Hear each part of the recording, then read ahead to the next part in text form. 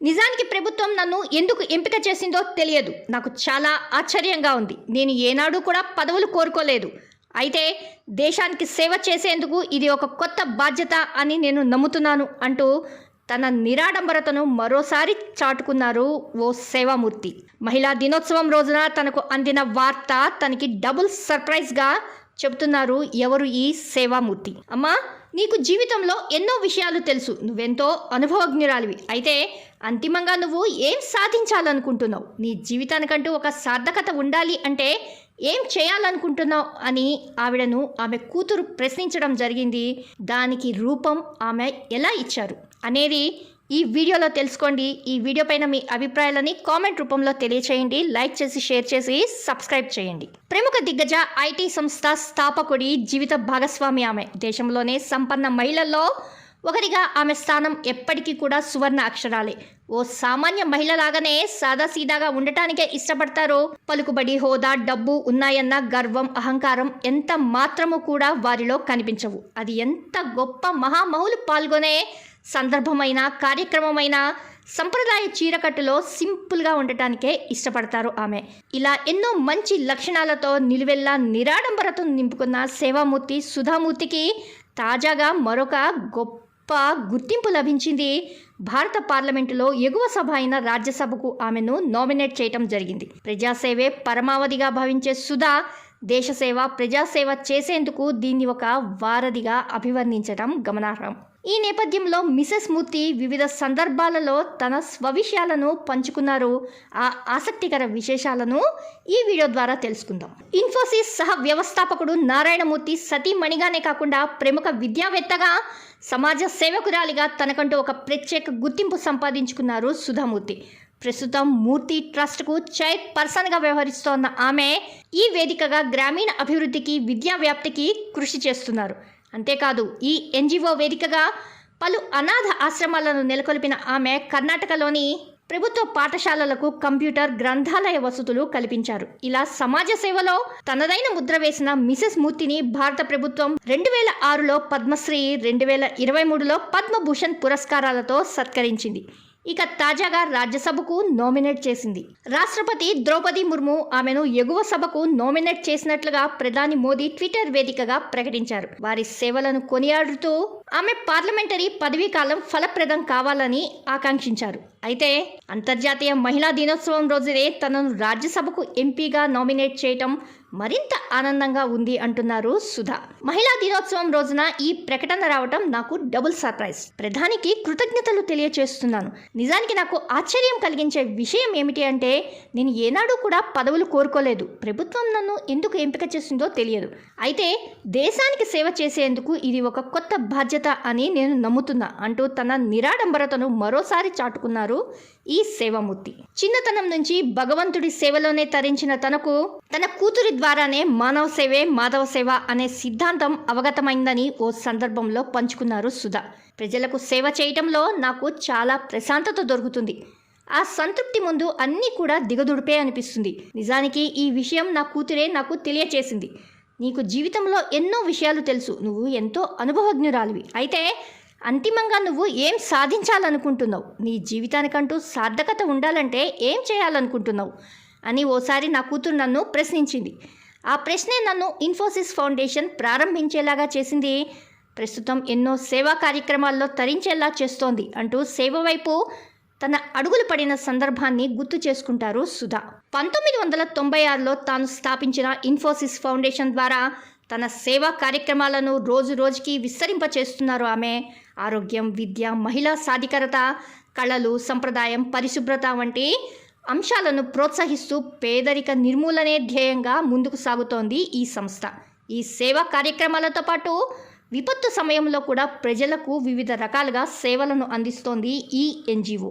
పురుషుడి విజయం వెనుక మహిళ పాత్ర ఉంటుంది అంటారు. ఇందుకు సుధామూర్తే ప్రత్యక్ష నిదర్శనం. తన భర్త నారాయణమూర్తి ఇన్ఫోసిస్ సంస్థ పెట్టాలి అని ఆలోచన చేసినప్పుడు వారిపై ఉన్న నమ్మకంతో మారు మాట్లాడకుండా ముంబైకి మకం మార్చారామె. అంతేకాదు ఆ సమయంలో తన భర్త చేతిలో చిల్లి గవ్వలేకపోయినా తాను దాచుకున్న 10,000 రూపాయలు పెట్టుబడిగా అందించి గృహలక్ష్మి అనిపించుకున్నారామె. 3 ఏళ్ల పాటు ఇంటి ఖర్చులు అవసరాలు అన్నీ కూడా తానే చూసుకుంటానని, మీరు మాత్రం సంస్థ అభివృద్ధిపైనే పూర్తి ధ్యాస పెట్టాలి అంటూ ఆయనకు వెన్నుదన్నుగా నిలిచారు మిసెస్ మూర్తి. 1960లో పురుషాధిపత్యం ఎక్కువగా ఉన్న సమయంలోనే ఇంజనీరింగ్ విద్యను అభ్యసించి చదువుపై తనకున్న మక్కువను చాటుకున్నారామె. ఇలా తన చదువును వృధా కానివ్వకుండా ఇంటి ఆర్థిక అవసరాల కోసం వాల్చంద్ గ్రూప్ ఆఫ్ ఇండస్ట్రీస్లో సీనియర్ సిస్టమ్ అనలిస్ట్గా ఉద్యోగంలో చేరారు. మరోవైపు ఇంటి పనులన్నీ కూడా బ్యాలెన్స్ చేసుకుంటూ ముందుకు సాగారు. అంతటితో ఆగకుండా ఇన్ఫోసిస్ సంస్థను ఉన్నతంగా తీర్చిదిద్దేందుకు ప్రోగ్రామర్గా కూడా మారారు సుధా. ఇలా భర్తకు చేదోడు వాదోడుగా నిలిచే భార్యగా, ఇంటిని నడిపించే ఇల్లాలిగా 2 విధాలుగా సక్సెస్ అయ్యారు మిసెస్ మూర్తి. పువ్వు పుట్టగానే పరిమళిస్తుంది అన్నట్టుగా పుట్టుకతోనే సింప్లిసిటీని పుణికి పుచ్చుకున్నారేమో అనిపిస్తుంది. సుధామూర్తిని చూస్తే కాలేజీలో చదివే రోజుల నుంచే సంప్రదాయ చీరకట్టుకే విలువనిస్తూ వస్తోన్న సుధా నేటికి అదే ఆహార్యాన్ని కొనసాగిస్తున్నారు. ఎంత ఎదిగినా కూడా మనం పాటించే విలువలే మనమేమిటో చెబుతాయన్నట్లుగా తాను ప్రస్తుతం కోట్లకు పడగలెత్తిన దేశంలోనే అత్యంత సంపన్న మహిళల్లో ఒకరిగా నిలిచిన సాదాసీదాగా ఉండటానికే ప్రాధాన్యం ఇస్తారామె. ఏ సందర్భమైనా మహామహులు పాల్గొనే వేడుకైనా చక్కటి చీరకట్టు, నుదుటన బొట్టు, మెడలో నల్లపూసలు, చెరగని చిరునవ్వు, ఇలా భారతీయత తుణికిసలాడే ఆహార్యం ఆమెకు మాత్రమే సాధ్యమేమో అనిపించక మానదు. కాశీలో పుణ్యస్నానం ఆచరించి తనకు నచ్చిన వస్తువులు వదిలేయటం సంప్రదాయం. అలా నా విషయంలో నేను షాపింగ్ని వదిలేశా అంటూ చెప్తున్నారు మనకు. అంటే అందులో ముఖ్యంగా చీరల్ని అట. అలా అప్పటి నుంచి ఇప్పటిదాకా చీరలు కొనలేదుట. ఉన్న వాటినే రిపీట్ చేస్తూ ఉంటారుట. మరీ ముఖ్యమైన వస్తువుల్ని మాత్రమే కొంటూ ఉంటాను అంటున్నారు. చీరకట్టులోనే తనకు ఎంతో సౌకర్యవంతంగా ఉంటుందిట. అందుకే ఇతరుల మాటలు మన గురించి వారు ఏమి ఆలోచిస్తున్నారన్న విషయాల గురించి వారు పట్టించుకోరు. నాకు కంఫర్టబుల్గా ఉండే వాటినే ఎంచుకుంటా అని తన సింప్లిసిటీని చాటుకుంటున్నారు సుధా. సుధామూర్తి అంటే తన నిరాడంబరత, సేవాగుణమే గుర్తొస్తాయి. ఇలా తన నిరంతరాయంగా సేవలో తరించిన తనకంటూ కాస్త సమయం కేటాయించుకుంటారామె. ఈ క్రమంలోనే తనకు నచ్చిన అంశాలపై దృష్టి పెడతానని ఓ సందర్భంలో పంచుకున్నారు సుధా. ఓ సోషల్ వర్కర్గా, రచయిత్రిగానే తాను మనకి తెలుసు. కానీ వారి గురించి మనకి తెలియని విషయం ఏమిటంటే వారు ఒక పెద్ద సినిమా లవర్. తన హోమ్ థియేటర్లో 500కు పైగా సినిమా డివిడీలు ఉంటాయి. సినిమా అంటే చాలామంది కథ, హీరో, హీరోయిన్ వీటినే గమనిస్తారు. కానీ ఆవిడ మాత్రం అలా కాదు. వాటితో పాటు డైరెక్షన్, ఎడిటింగ్ వంటి సినిమాలో ఉన్నటువంటి ప్రతి అంశాన్ని కూడా గమనిస్తూ సినిమాని చూడటం జరుగుతుంది. నిజానికి వారు ఒక సినిమా జర్నలిస్ట్ కావాల్సిందిట. సినిమాలంటే వారికి అంత పిచ్చిట. మరి సంవత్సరం మొత్తం మీద 265 సినిమాలు చూస్తాను అంటూ సినిమాలపై తనకు ఉన్నటువంటి ఇష్టాన్ని ఓ సందర్భంలో పంచుకున్నారామె. ఇక తన కాలేజీ వివరాలకు వెళ్తే హుబ్లీ ఇంజనీరింగ్ కాలేజ్లో చదివిన మొట్టమొదటి మహిళగా గుర్తింపు పొందిన సుధా తన కళాశాల జీవితంలోని పలు ఆసక్తికర విషయాలను ఓ సందర్భంలో పంచుకున్నారు. తాను ఇంజనీరింగ్ చదవాలని నిర్ణయించుకున్నప్పుడు వారి అమ్మమ్మతో పాటు ఇతర కుటుంబ సభ్యులు కూడా వారి నిర్ణయాన్ని వ్యతిరేకించారు. అలా చేస్తే వారి కమ్యూనిటీలో తనని ఎవరు పెళ్లి చేసుకోరని భయపెట్టారు. కానీ ఆవిడ తన నిర్ణయానికే కట్టుబడి ఉన్నారు. హుబ్లీ ఇంజనీరింగ్ కాలేజీలో చేరారు. ఆ కాలంలో కేవలం వారి మెరిట్ని చూసే కళాశాల సీట్ ఇవ్వటం జరిగింది. ఆ కళాశాల ప్రిన్సిపల్ వారికి 3 షరతులు విధించారు. అప్పుడు ఆ కళాశాలలో 599 మంది అబ్బాయిలు ఉండేవారు, ఒక్కరే అమ్మాయి.